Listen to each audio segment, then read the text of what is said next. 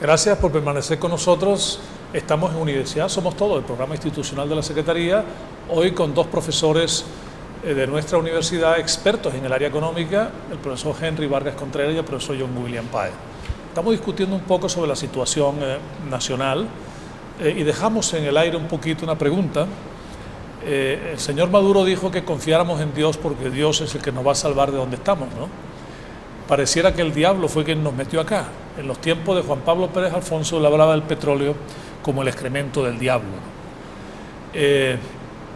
Todos los males, Henry, que tiene el país en este último año o estos últimos años son por la caída de los precios del petróleo. Si no hubiera caído desde 90, que estaba nuestra sexta, hasta 40, que está ahorita, nada de lo que está ocurriendo en el país hubiera ocurrido. Mire, yo creo que esa es una ilusión y el poder mediático empieza a tratar de convencer a la gente. Pero es que, si bien es cierto, la caída de los precios del petróleo se hace patética en los últimos 6 meses. Pero es que el problema inflacionario, el problema de escasez, es muy anterior a esa situación. Lo que revela esto es la poca eficiencia del modelo. Comentábamos fuera de las cámaras que países exportadores de petróleo en este momento no tienen los problemas. Arabia Saudita tiene una reserva para paliar esa crisis de 800.000 millones de dólares, ¿verdad? Eso significa los ingresos que ha tenido, un poco similar a los ingresos que ha tenido Venezuela en estos últimos 10 años. Eso lo que significa es que no es que hay imprevisión, no es que no se sabía, porque ese documento al que hacíamos referencia de los economistas se ha venido produciendo en los últimos 3 años, haciendo las advertencias, diciendo las cosas que van a pasar, pero el problema está en que quien plantea esas cosas es apátrida, es un desestabilizador y es alguien que está tratando de desestabilizar el sistema político venezolano. En ese sentido yo creo que es importante y yo quisiera tratar de ser lo más coloquial posible para no poner las cosas en los términos técnicos, pero definitivamente Venezuela planteó la creación del Fondo de Estabilización Macroeconómica y se creó, pero es que durante los años en que el petróleo estuvo entre 110, que fue el máximo, y 90, el Ejecutivo Nacional, en connivencia con la Asamblea Nacional, hacía un presupuesto por el orden de los 60 y el diferencial lo utilizaban sin que ningún control existiera acerca de qué se estaba utilizando. Entonces, pues sencillamente, cuando tú permites que esas cosas se establezcan sin control, que dependan de la voluntad de cualquiera, pues es lo lógico. La autonomía del Banco Central, los economistas las hemos venido alarmando a la gente y diciendo la importancia que eso tiene, porque esa es la función fundamental. Todos los gobiernos del mundo tienen la tentación de gastar más de lo que entra para satisfacer la necesidad de la población y poder ser populares. Y el Banco Central es ese contrapeso necesario. Exactamente. En este sentido, ahora resulta que el Banco Central recibe instrucciones del Ejecutivo Nacional. Pero además, la falta de información, la manipulación de la información y los indicadores, hacen vender una situación que la única, diría yo, la preponderancia que tiene en esta situación la caída de los precios del petróleo es que es imposible ya tapar las cosas que venían ocurriendo y que ahora son imposibles. Eso es como toda esta política que hay de castigar al que deje ver las colas. Sí, Entonces sí, las eso es muy colas las curioso. hacen en los sótanos. Hay Las colas del Bicentenario son buenas porque la gente tiene dinero para comprar, pero las colas de Farmatodo son malas porque entonces es la derecha golpista la que Está esa acaparada. doble moral es típica en muchos gobiernos, en este también. Sí, fíjense que John planteaba la situación de las reservas, pero es que hay un concepto de lo que son las reservas operativas, las que se pueden gastar de inmediato. Que son bajísimas, ¿no? Eso no llega 14%. a 14% de las reservas Estamos hablando internacionales. de lo que Venezuela gasta en un mes prácticamente, unos 2.800. 3 meses de importación. 3 meses de Sí. importación. Entonces, en algún momento Venezuela, los ingresos venezolanos, los ingresos petroleros llegaron a representar el 50% de lo que eran los ingresos del Estado. Ahora son cuántos años. 96%. O sea, es como el presupuesto universitario Es decir, en los gastos de personal. fuimos ¿no? acabando todo y solo dependíamos de los ingresos petroleros, no teníamos ninguna reserva, pues cuando llegó la caída estrepitosa de los precios del petróleo, pues andamos haciendo agua por todos lados.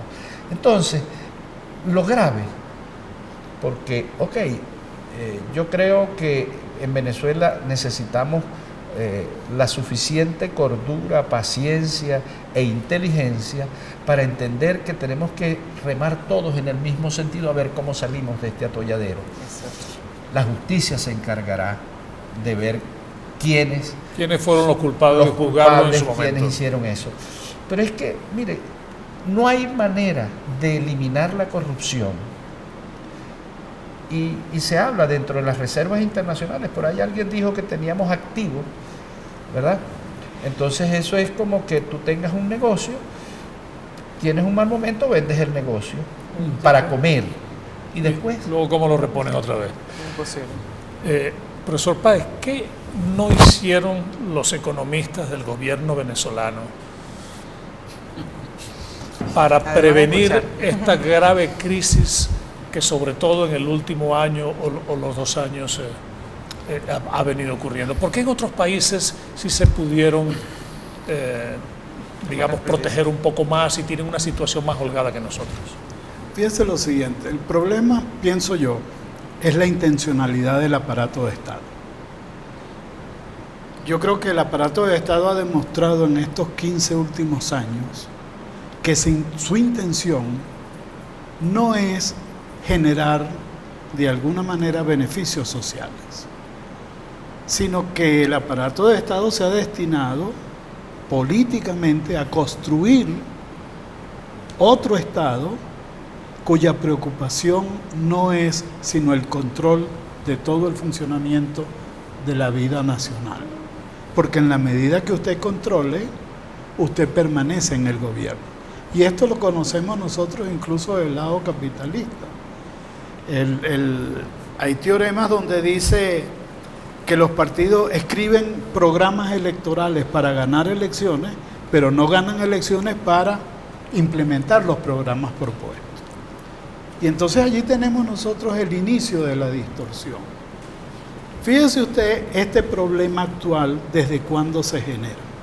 Se genera desde aquella petición de Chávez de $1 millardito de las reservas internacionales. Dame $1 millardito. Por cierto, que la cifra de Henry sobre los 800 mil millones de dólares que tiene Arabia Saudita, cuando comenzó este gobierno chavista, resulta que Venezuela tenía mayor nivel de reservas internacionales que Arabia Saudita. En consecuencia, fíjense ustedes que hoy día que tenemos 20 y tantas, deberíamos tener por lo menos 50, 60 mil millones de dólares. Entonces, cuando comienza esa distorsión, se pretenden hacer correcciones apelando a una racionalización política y no a una racionalización científica, especialistas en tomar decisiones de orden económico. Mire, el aparato económico venezolano no tiene ningún economista en un puesto de dirección. Eso ha sido terrible. Yo no voy a decir que ese es el gran problema, no, pero es un problema. Cuando usted oyó el caso de ahorita de la presentación de Maduro, Maduro da una explicación del problema absolutamente diferente a la que ocurrió realmente. En el año 2013, Maduro planteó el problema de la primera ofensiva económica, y eso fue en noviembre 6 del 2013. ¿Y qué dijo? Que iba a buscar estabilidad, que iba a buscar transformación del Estado y crecimiento económico. Y comienza a plantear esa corrección de ofensiva, porque resulta que la tasa de inflación en abril del 2013 había estado en 29.4%, mientras que en octubre, un mes antes de tomar la medida ofensiva económica, esa tasa de inflación prácticamente se había duplicado porque era 54%. Comienzan los controles, comienza la regulación del dólar y entonces se generan los primeros montos de escasez importantes y de desabastecimiento. Entonces él toma las medidas. ¿Qué medidas toma? Incorporar al pueblo a la lucha económica. Comités de Defensa Popular, Ley de Precios Justos, crea el RUSAD y el CENCOEX, Presupuesto Nacional de Divisa, Plan Nacional de Importaciones, Fondo de Ahorro Popular. Esas son las medidas económicas que tiene. Ninguna de ellas tiene que ver con un problema real de estabilización. Pero toma unas medidas políticas fundamentalmente de orden electoral, de orden político. La primera de ellas es el tacazo. Y entonces, el tacazo lo que plantea es fundamentalmente de 3.000 a 5.000 comercios fiscalizados. Está planteando el problema de que los aumentos de precios es de parte del aparato comercial. No, es de parte de no atender los problemas de inflación, los gastos públicos, etc. Plantea el contrabando como fenómeno explicativo de eso, pero no cae en cuenta que ese diferencial de precios, la gasolina en Venezuela vale menos de $1 y resulta que en Colombia vale 10 o 12 veces aquella situación. Es correcto, o sea que no hay ninguna medida que corrija ese desequilibrio. Que corrija desde el punto de vista ese desequilibrio. Los resultados que tuvo la primera ofensiva fue que el proceso de inflación siguió creciendo, los niveles de escasez siguieron aumentando y la desabastecimiento, y la respuesta fue: vamos a dejar de entregar las situaciones de precio. Perdóneme para decirle esto último.